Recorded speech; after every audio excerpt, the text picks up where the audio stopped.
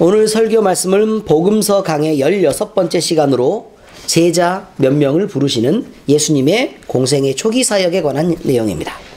지금까지 예수님은 혼자 다니셨죠. 네, 혼자 다니시면서 하나님의 천국 복음을 전파하고 병든 자들을 치료하고 또 귀신을 쫓아내고 또 마음을 회복시키는 이런 사역을 혼자 하셨습니다. 그런데 이 말씀은 예수님이 공생애를 사시면서 예수님을 때로는 섬기고 또 함께 일을 하고 또 자기의 뜻을 이어받아서 예수님이 나중에 부활하시고 승천하실 계획들이 분명히 있으셨을 텐데 그 이후로 예수님이 떠난 후에 자기를 이어서 교회를 이루고 교회를 이끌 만한 네 제자를 먼저 부르시는 장면에 대한 이야기가 되겠습니다. 이 내용은 마태복음 4장, 그 다음에 마가복음 1장에도 기록되어 있는 내용인데 그나마 지금 여러분이 보시는 누가복음에 가장 자세히 나와 있는 내용입니다. 자, 하나님의 말씀에 대한 설명은 이렇습니다. 예수님은 게네사렛 호숫가에서 하나님의 말씀을 전하시며 무리를 가르치고 계셨습니다.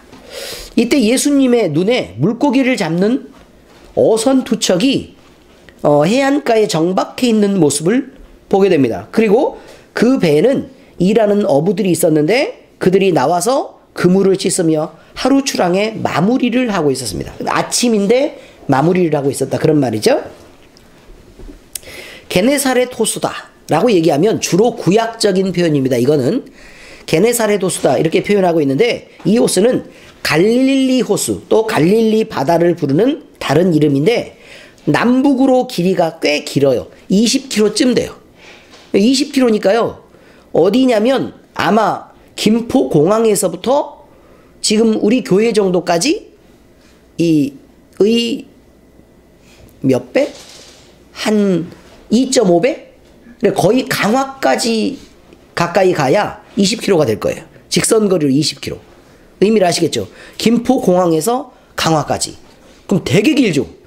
그죠? 그러니까 그래서 여기를 주로 뭐라고 얘기하냐면 폭은요 12km쯤 돼요. 12km. 그러니까 폭도 지금 우리 교회에 1.5배 정도 이렇게 되니까 엄청 큰 호수예요. 그 엄청 큰 호수인데 그 호수를 그래서 갈릴리 호수라고 부르기도 하지만 대부분은 갈릴리 바다 이렇게 부르는 거예요. 갈릴리 바다.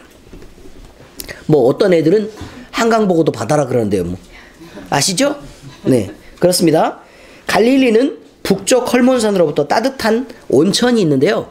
그 온천의 물이 흘러들고 있습니다. 그래서 따뜻한 물하고 찬물하고 서로 이렇게 만나는 지역이니까 수자원이 굉장히 풍부해서 많은 사람들이 여기서 물고기를 잡아먹고 이런 또 생업을 이어가는 삶의 터전이 되었습니다. 여기서 나오는 시몬이라는 사람, 베드로죠. 이 베드로도 이 갈릴리 호수, 게네사렛 호수에서 물고기를 잡으며 살던 어부였습니다. 근데 예수님이 이제 갈릴리 지역을 돌며 복음을 전하고 병자들을 치료하는 사역을 계속 하고 있자 예수님께 병을 치료받아야 되겠다 또는 말씀을 들어야 되겠다라는 사람들이 점점 몰려들고 있습니다. 예수님은 늘 그 주변에 발 디딜 틈이 없었습니다. 뭐 경호원이 없으니 사람들이 그냥 무조건 가까이 와서 밀고 그냥 들어오고 그러니까 말씀을 전하는 게 썩 효율적이지 않았던 것으로 보입니다. 자, 그런데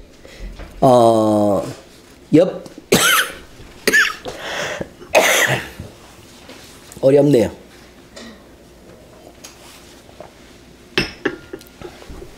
근데 예수님이 설교를 하시다 보니까 배가 정박해 있는 걸 봤어요, 이제. 그리고 나서 그 배 두 척 중 한 척으로 이제 올라가기로 하십니다. 그래서 올라갔는데 하필 그 배가 시몬 베드로의 배였다. 이렇게 성경은 얘기하고 있습니다. 그리고 자, 이제 바닷가에서 좀 띄워라. 그래서 예수님은 물 쪽으로 가시고 그 다음에 바닷가 쪽에는 쫙 이렇게 해수욕장에 있는 사람들처럼 자, 그렇게 사람들이 이렇게 쭉 배치를 하고 난 상태에서 예수님이 말씀을 이제 전하시려고 하는 겁니다. 그리고 예수님은 배에 오르셨는데 그 배에서 서서 하시는 게 아니고요. 앉았다. 이렇게 말합니다. 앉으사 배에서 무리를 가르치셨다. 이렇게 얘기하는데 당시요 그냥 앉았다는 게 아무 의미도 없는 게 아니에요. 그냥 흔들리니까 앉았나 보구나. 그게 아니고 그 당시에 랍비 이제 선생님들은 말씀을 강론할 때 늘 앉았습니다. 그리고 주변에 그 말씀을 듣던 사람들은 늘 서서 들었죠. 그게 어떤 의미냐면 랍비는 가르치는 자로서의 권위 그런 게 있었고 듣는 사람들은 듣는 자로서의 존중 뭐 이런 것들이 있었다라는 것입니다. 근데 예수님은 스스로 선생님으로서의 권위를 지키시며 가르치셨다. 이런 의미로 여러분이 들으시는 게 좋겠습니다. 자, 이렇게 설교를 쭉 하셨는데 지금 내용을 쭉 설명해 가고 있는 중입니다. 내용 설명이요. 말씀을 마치신 예수님은 시몬에게 이제 깊은 데로 가서 그물을 내려 고기를 잡으라. 이렇게 얘기합니다. 이걸 살펴볼 필요가 있습니다. 예수님은 게네사렛 호숫가에 가셨습니다.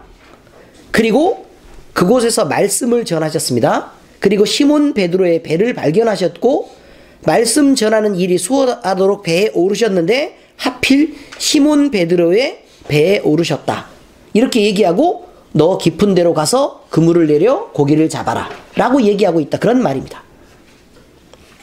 또 베드로 입장에서 다시 생각해보면 그동안 잘 잡히던 물고기가 그날따라 밤새 한 마리도 잡히지 않았고 허탈한 마음을 가지고 배를 대고 이제 빈손으로 그물을 씻고 포기를 하고 있는 자포자기한 심령을 갖고 있는데 하필 예수님이 자기가 있는 그곳에 오셔가지고 말씀을 전하고 계시고 또 자기 배를 우연히 발견하시고 그 다음에 말씀을 배에 오르셔서 전하셨으며 지금까지 평생 동안 그물을 던지며 게네사렛 바닷가를 누벼 그 호수라면 누구보다 잘 알고 있었던 어부 시몬에게 물고기가 가장 없을 만한 깊은 곳에 가서 그물을 내려 물고기를 잡으라 라고 지금 얘기한다는 것이 이것이 우연이겠습니까?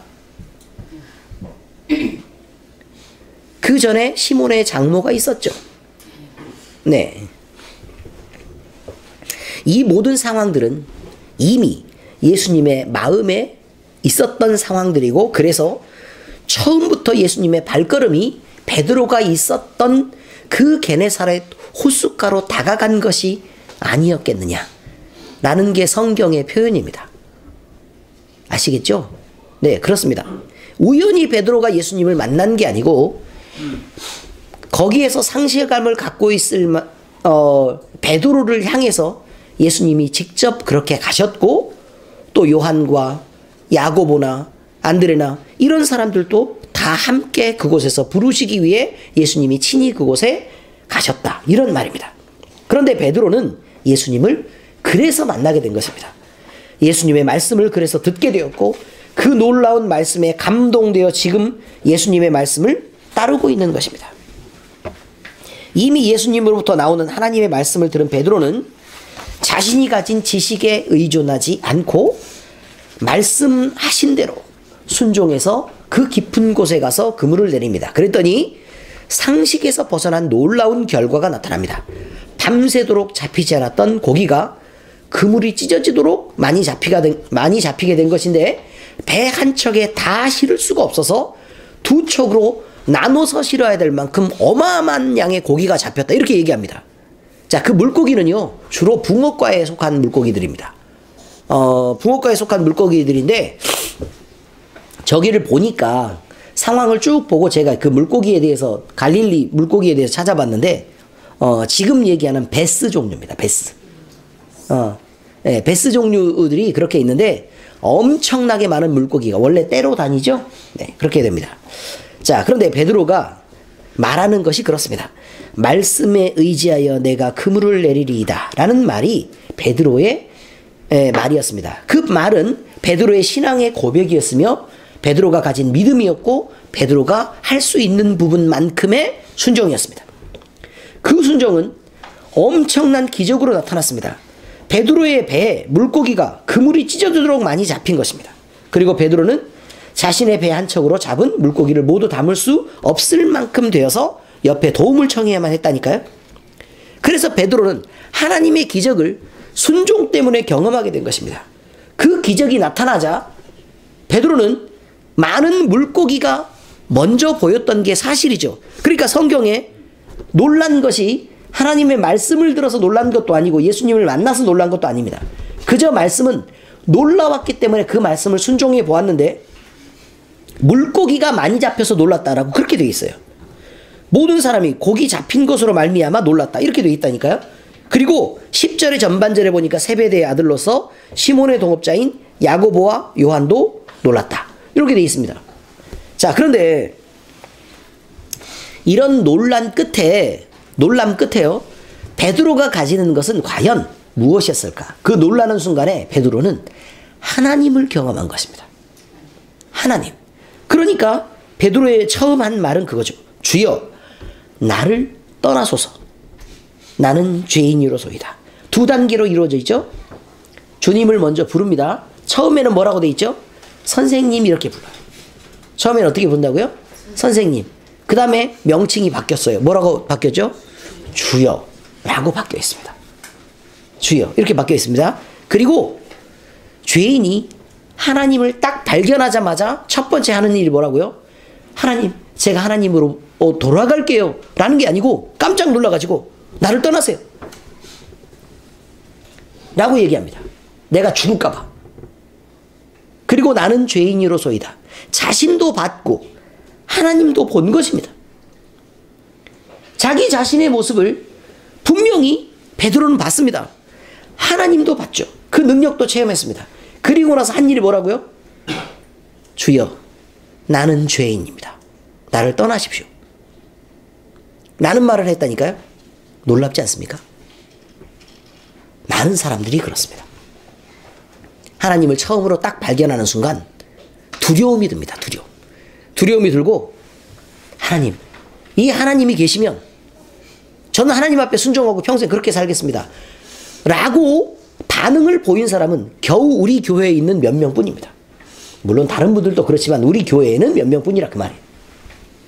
대부분은 나를 떠나소서라는 반응이 대부분일 것입니다. 두려움이 있을 거라니까요. 온전한 신앙의 체험은 이기적이던 자신을 바로 보게 하는 능력이 있습니다. 베드로가 한 나는 죄인입니다 라는 말과 나를 떠나십시오 라는 말은 하나님이 그의 마음속에 하나님 자신을 직접 비추시고 계시하시고 하나님을 나타내셨다는 분명한 의미를 포함하고 있는 말일 텐데, 이런 하나님에 대한 분명한 인식을 통해 베드로는 죄인인 자신이 하나님 앞에 설 수 없는 초라하고 더러운 존재에 대한 인식을 했다는 것을 의미하고 있습니다. 예수님은 놀라는 이들에게 말씀하고 계십니다. 무서워하지 말아라. 이제 후로는 내가 사람을 취하리라. 그리고 베드로는 예수님의 부르심에 응답하여 자기가 가진 모든 것을 버려두고 예수님을 따릅니다. 자, 무서워하지 말아라. 이게 무슨 표현이냐면 주여, 난 죄인입니다. 나를 떠나십시오 라는 말은 내가 용서받지 못할 죄인이란 뜻입니다. 용서받지 못할 죄. 회복이 불가능할 테니, 하나님으로도 회복이 불가능할 테니 나를 떠나시는 게 좋겠습니다 라고 얘기하는 것입니다. 그런데 예수님의 말은 그렇습니다. 시몬아, 무서워하지 말아라. 무슨 뜻이죠? 네, 그만하면 됐다. 내가 용서할게 라는 표현입니다. 11절에 그들이 따르니라 라는 말은 예수님이 자신을 따르라고 부르신 사람이 베드로 한 명뿐이겠습니까? 그들인데요, 여러 명이라는 의미입니다. 그 자리에서 예수님을 따랐던 사람은 시몬 베드로와 안드레와 세베대의 아들 요한과 야고보였습니다. 예수님은 이들 모두를 부르시며 제자로 삼아주신 것입니다. 이들은 자기들이 가진 배와 그물등을 모두 버려두고 예수님을 따릅니다. 대충 보니까요, 큰 배가 아니었던 걸로 보이죠. 네, 큰 배는 아니었던 걸로 보입니다. 그런데 우리가 그들을 보는 입장에서 버린 것을 작게 보아서는 안 됩니다. 그들의 입장에서는 평생 동안 삶을 꾸려오고 먹고 사는 것의 전부가 배였습니다. 그리고 그 배를 움직이는 힘은 이걸 통해서 가족을 먹여 살려야 되겠다, 또 이걸 통해서 내가 먹고 살아야겠다라는 그 간절함을 가진 가난한 사람들의 열심이었습니다. 그런데 그들이 이런 결단을 했다는 것은 그들의 삶을 송두리째 바꿔버리는 놀라운 전환점이 되었다 라는 말입니다. 누가복음 18장 28절에 30절에 보니까 베드로가 여짜오되 보옵소서 우리가 우리의 것을 다 버리고 주를 따랐나이다. 보세요. 배와 그물을 버려두고라고 표현했는데 베드로의 표현은 우리가 우리의 것을 다 버리고 주를 따랐나이다. 이르시되 내가 진실로 너희에게 이르노니 하나님의 나라를 위하여 집이나 아내나 형제나 부모나 자녀를 버린 자는 현세의 여러 배를 받고 내세에 영생을 받지 못할 자가 없느니라 하시니라.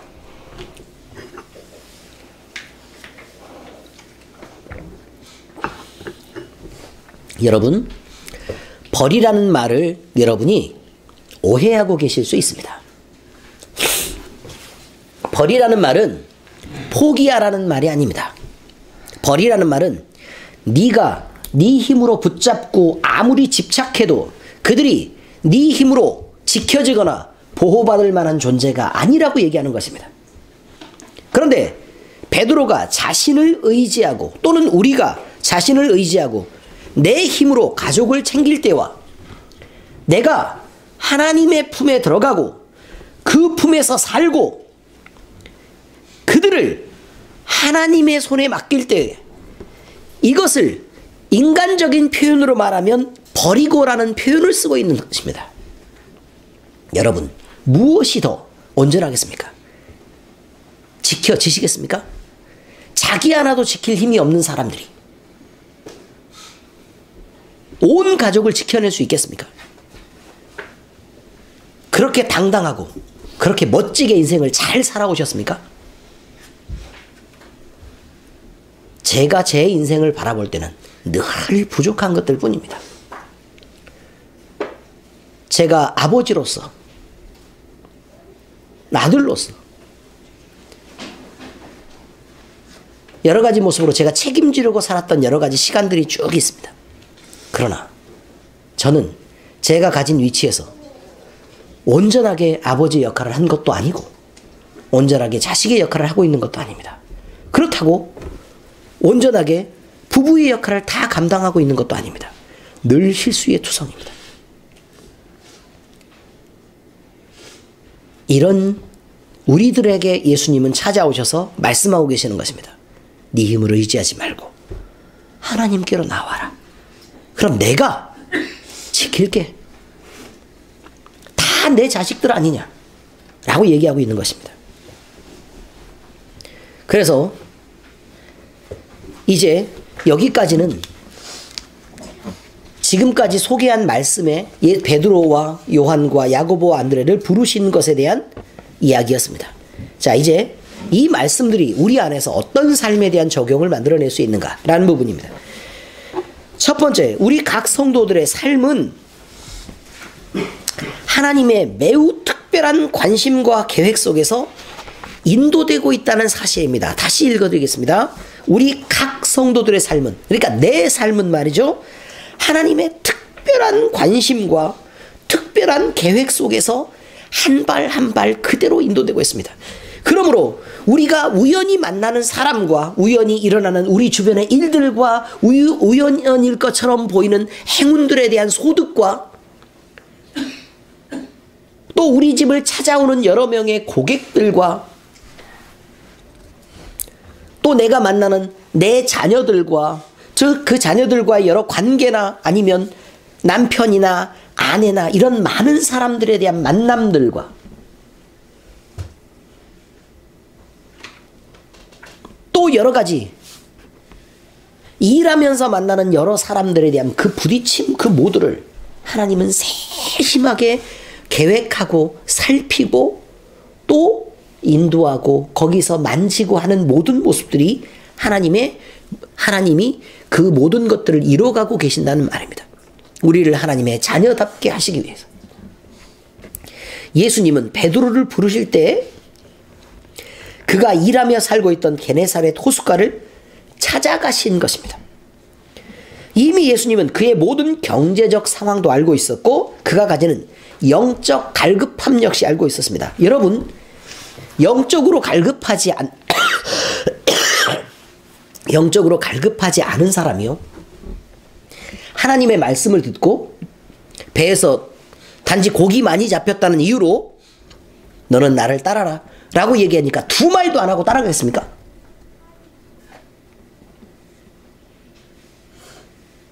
그게 말이 됩니까? 베드로는 그 전의 행적이나 그 다음의 행적들을 보잖아요. 영적으로 굉장히 갈급했던 사람입니다. 그리고 예수님은 그곳, 바로 그 장소, 그 사람인 베드로를 찾아가서 부르고 계신 것입니다. 이처럼 예수님은 우리 각 성도들의 모든 형편과 처지를 살피고 또 알고 계십니다. 우리는 우리의 아버지가 되시는 하나님이 적극적으로 우리의 삶에 개입하여 우리의 필요를 채우고 있다는 것을 인식해야 될 때가 된 것입니다. 빌립보서 4장 19절에 보니까 나의 하나님이 그리스도 예수 안에서 영광 가운데 그 풍성한 대로 너희 모든 쓸 것을 채우시리라, 이렇게 되어 있습니다. 그런데 우리는 하나님을 아직 절대적으로 신뢰하지 못하는 것 같습니다. 이것이 우리가 괴로워하고 시험에 빠지는 이유가 됩니다. 마태복음에 보니까요, 씨 뿌린 자의 비유에서 돌밭에 뿌려졌다는 것은 말씀을 듣고 즉시 기쁨으로 받되 그 속에 뿌리가 없어 잠시 견디다가 말씀으로 말미암아 환난이나 박해가 일어날 때 곧 넘어지는 자요. 가시떨기에 뿌려졌다는 것은 말씀을 들으나 세상 염려와 재물의 유혹에 말씀이 막혀 결실하지 못하는 자다, 이렇게 표현하고 있습니다. 말씀을 받는다고 누구나 다 그 결실이 있는 것이 아니란 말입니다. 그러므로 우리 모두는 하나님을 신뢰하는 든든한 믿음 위에 서서 하나님께 모든 염려를 맡길 줄 알아야 합니다. 이것이 가장 안전한 길이고 가장 확실한 해결책이 됩니다. 마태복음 6장 31절에서 보니까 그러므로 염려하여 이르기를 무엇을 먹을까, 무엇을 마실까, 무엇을 입을까 하지 말아라. 이는 다 이방인들이 구하는 것이라. 너희 하나님 아버지께서 이 모든 것이 너희에게 있어야 할 줄을 아시느니라. 그 다음에 나오는 게 뭐죠? 너희는 먼저 그의 나라와 그의 의를 구하라. 그리하면 이 모든 것을 너희에게 더하시리라. 이 모든 것이 뭐죠? 그 앞에 나오는 무엇을 마실까와 무엇을 먹을까와 무엇을 입을까, 이런 것들에 대한 모든 것을 하나님이 채우시겠다는 얘기입니다. 근데 이렇게 하면 그렇게 하시겠다라는 조건이 붙어 있는데 꼭 그거 안 하고 앞에 것만 죽어라고 붙잡고, 그러니까 주세요, 먼저 주시면 그렇게 할게요, 이렇게 얘기하고 있다니까요. 베드로전서 5장 7절에 보니까 또 이렇게 되어 있습니다. 너희 염려를 다 주께 맡기라. 이는 그가 너희를 돌보심이라. 하나님이 우리를 돌보고 계신다니까요. 그런데 우리가 우리의 일을 맡아놓고 하나님, 제게 이런 어려움이 있어요, 그러니 하나님이 오셔서 저를 좀 도와주세요, 아니라니까요. 여러분이 생각하고 있는 여러분이 맡은 그 일이란 여러분이 맡겼을 때 이미 하나님의 일이 된 것이고 그 하나님의 일을 여러분이 그 자리에 참여해서 하고 있는 것 뿐이에요. 여러분의 일이 아니고 이미 하나님의 일이란 말입니다. 이미 하나님이 경영하시고 하나님이 맡으신 문제란 말입니다.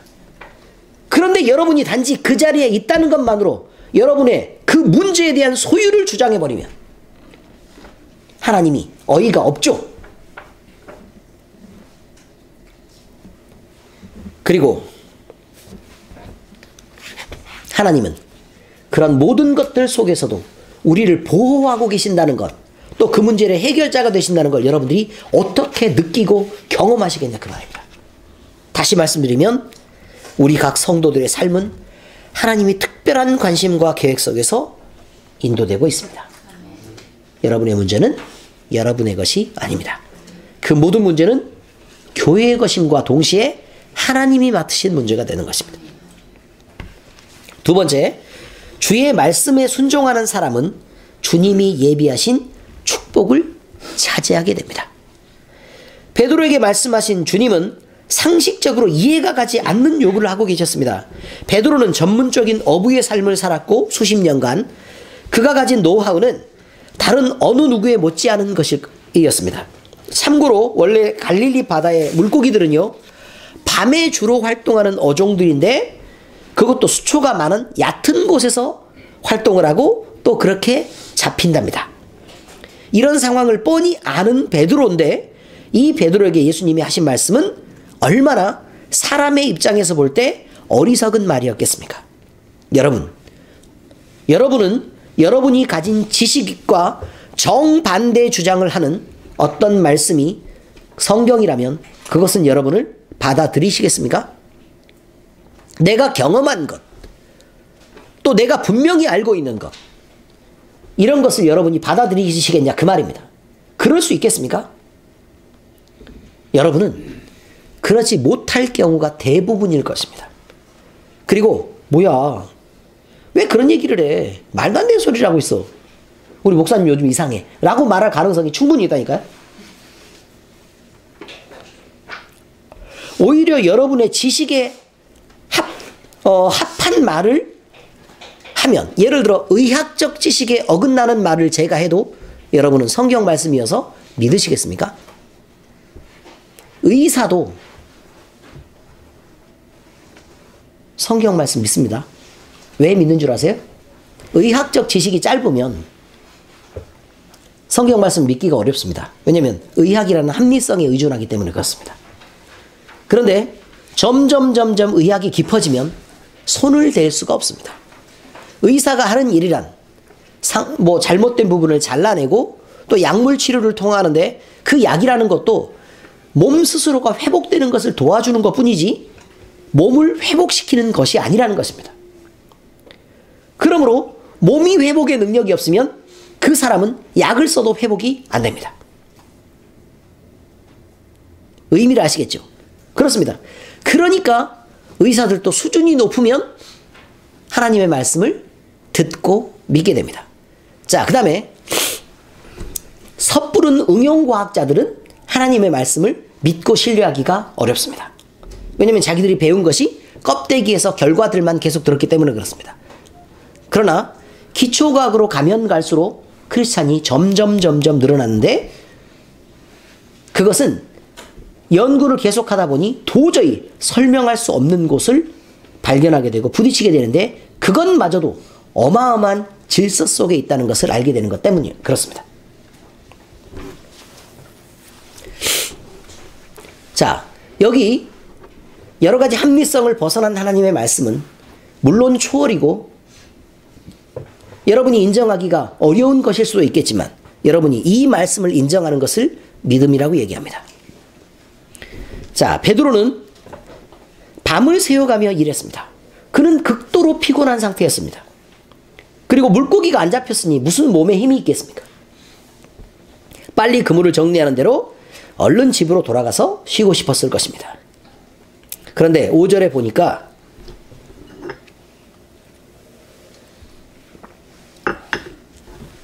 베드로가 이렇게 말하고 있습니다.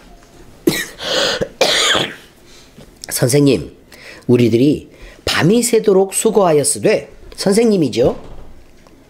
밤이 새도록 수고하였으되 잡은 것이 없지만은 말씀에 의지하여 내가 그물을 내리리이다. 여러분, 씻어놓은 그물, 정리해놓은 그물을요 다시 실어야 돼요. 다시 실어야 된다니까요. 정리 끝난 상태라니까요. 다시 실어요. 물고기가 잡힐 것도 같지 않은 그곳으로 가서 그물을 내리라 그러니까 우리가 밤이 새도록 수고했는데 못 잡았는데 말씀에 의지해서 내가 그물을 내리겠습니다 라는 순종을 한 것이죠. 그 결과 주님을 만났고 하나님을 알게 되었으며 죄인인 자신을 발견했고 주님이 예비하신 놀라운 축복을 차지하게 되었습니다. 믿음의 조상 아브라함도 믿고 순종함으로 하나님을 알게 되었고 인도하시는 하나님과 동행하며 평생을 살게 되었고 죄인인 자신을 발견했고 젖과 꿀이 흐르는 가나안 땅을 차지하게 되었고 예수님이 그 자손의 줄기를 따라 오시는 복의 근원이 되었습니다. 히브리서에 아브라함에 대해서 이렇게 고백하고 있습니다. 믿음으로 아브라함은 부르심을 받았을 때 순종하여 장래 유업으로 받을 땅에 나아갈새 갈 바를 알지 못하고 나아갔으며 믿음으로 그가 이방 땅에 있는 것 같이 약속의 땅에 거류하여 동일한 약속을 유업으로 함께 받은 이삭과 및 야곱과 더불어 장막에 거하였으니, 무슨 말이냐면 집 하나도 없이 떠돌았으니 이런 말이죠. 이는 그가 하나님이 계획하시고 지으실 터가 있는 성을 바랐습니다. 이곳에 하나님이 만들어주시는 성이 분명히 세워질 것이다. 이것이었습니다. 그렇다면 예수님이 우리에게 말씀하시며 순종하라고 하신 것들은 무엇이 있겠습니까? 첫째, 주야로 말씀을 묵상하라는 것입니다. 여호수아 1장 8절에 보니까 이 율법책을 내 입에서 떠나지 말게 하며 주야로 그것을 묵상하여 그 안에 기록된 대로 다 지켜 행하라. 그리하면 내 길이 평탄하게 될 것이며 내가 형통하리라. 이렇게 되어 있습니다. 둘째는 말씀을 들였으면 묵상만 하지 말고 행하라는 말입니다. 마태복음 7장 24절에 보니까 그러므로 누구든지 나의 이 말을 듣고 행하는 자는 그 집을 반석 위에 지은 지혜로운 사람 같으니 라고 되어 있습니다. 자, 이렇게 이것을 지켜 행하는 자는 만사의 형통한 복을 받습니다. 열왕기상 2장 3절에 보니까 내 하나님 여호와의 명령을 지켜 그 길로 행하여 그 법률과 계명과 율례와 증거를 모세 율법에 기록된 대로 지키라. 그리하면 내가 무엇을 하든지 어디로 가든지 형통할지라. 여러분, 맨날 신앙생활 똑바로 하지 않는 사람이 맨날 목사님한테 와가지고 그렇게 물어본다니까요. 목사님, 이번에 사업을 좀 하려고 하는데, 그 가게를 차리려고 하는데 그 지역이 괜찮을까요? 목사님이 좀 대신 기도해 주시면 안 돼요? 이렇게 얘기한다니까요. 그럼 목사님이 하는 얘기는 주로 뭘까요? 여러분의 신앙을 점검하세요. 하나님이 기뻐하시는 대로 살면 나가도 복을 받고 들어와도 복을 받고 일어서도 복을 받고 누워도 복을 받으니 때에 따라 이른 비와 늦은 비를 주시고 공급하시는 하나님의 열심히 여러분을 지키고 복을 주실 것입니다. 이거예요. 성경 말씀 그대로. 있는 그대로 얘기한다니까요. 이게 뭘 있는지를 알아야 지킬 거 아닙니까? 있는지 모르는데 주야로 묵상하지 않는데 어떻게 지키겠습니까? 묵상을 해야 지키죠. 우리 박경우 형제가 못해도 하루에 한 장씩 성경을 읽는답니다. 박수.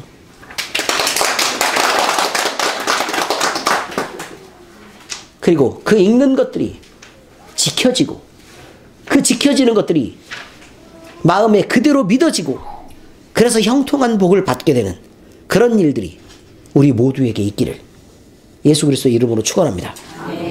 자, 그런데 이것을 거부하는 자는 하나님과 자신을 속이는 자다 이렇게 말합니다. 야고보 1장 22절에 보니까 너희는 말씀을 행하는 자가 되고 듣기만 하여 자신을 속이는 자가 되지 말라. 자, 듣기만 하는 자는 뭐라고요?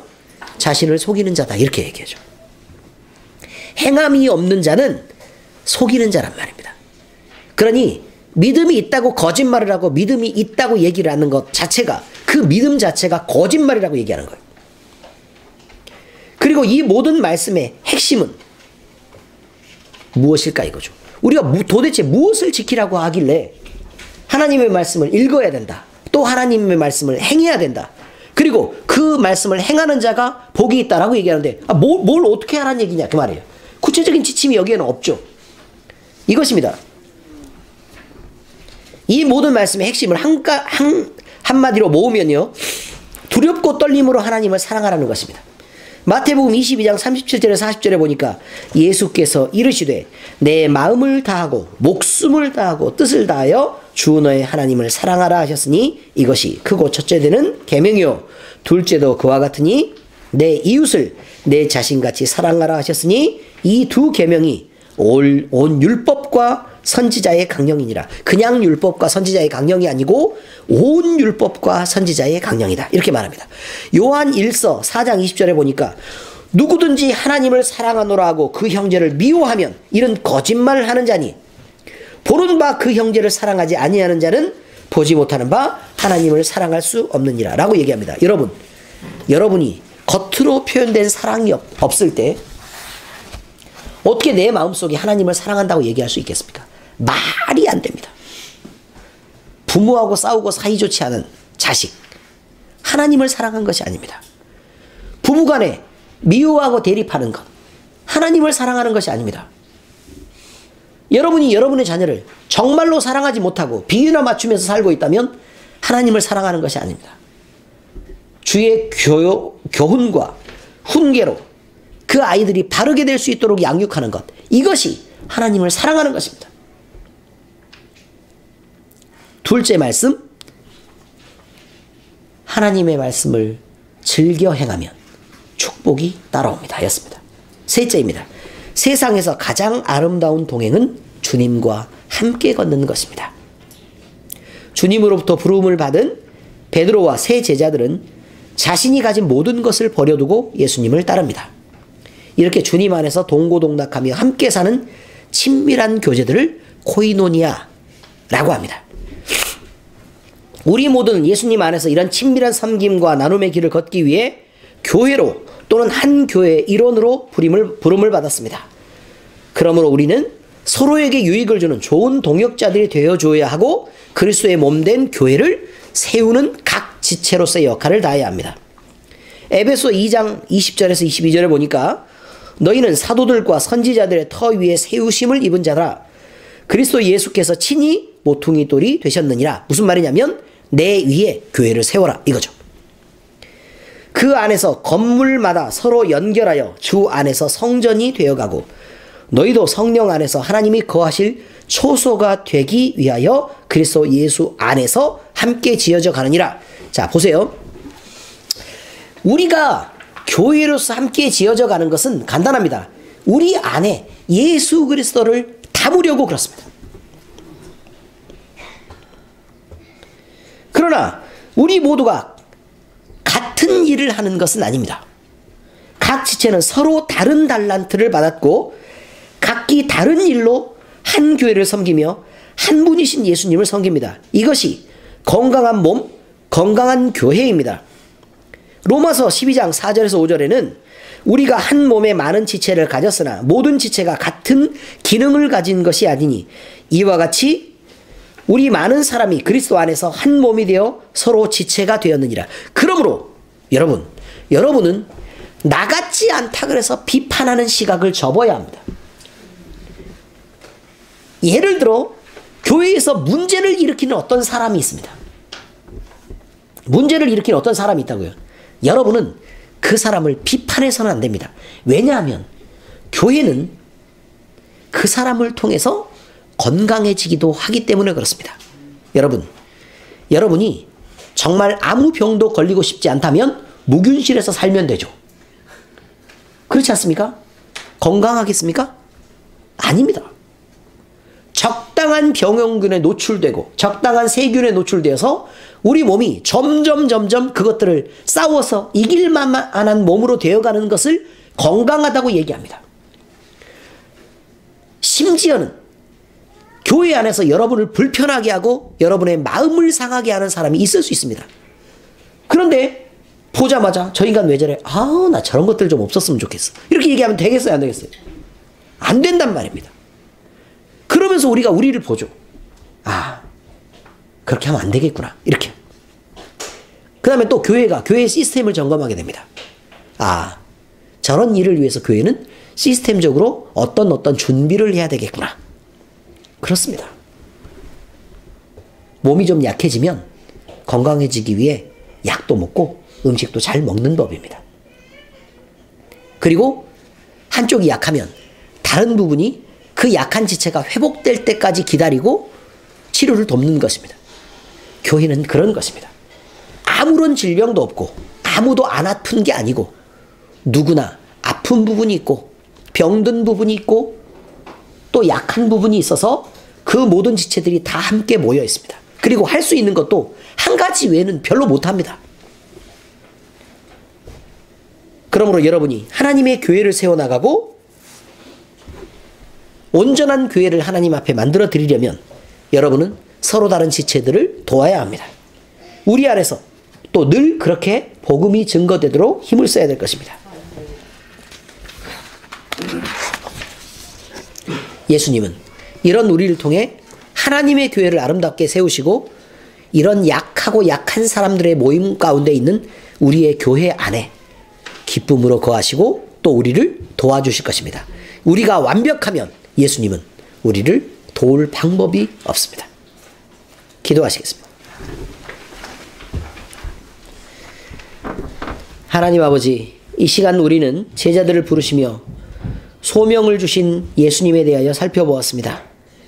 우리는 주님의 부르심에 즐겨 순종하는 자들이 되고 싶습니다. 우리를 주님의 부르심에 순종하는 자가 되게 하시고 주님의 말씀을 믿고 따르며 행하게 하시고 주님이 우리를 위해 예비하신 축복을 맘껏 받아 누리는 자들이 되게 하시옵소서. 또한 주님이 우리들을 먼저 부르신 의미들을 잘 알고 받고 깨달아 우리가 먼저 바른 교회로 세워져 나가게 하시고 우리가 먼저 서로를 돕고 먼저 섬기며 우리가 먼저 받은 이 구원의 복음을 널리 전하며 살아가도록 이끌어 주시옵소서. 우리를 특별히 사랑하시고 구원하시며 교회로 세워주신 우리 주 예수 그리스도의 이름으로 기도합니다. 아멘.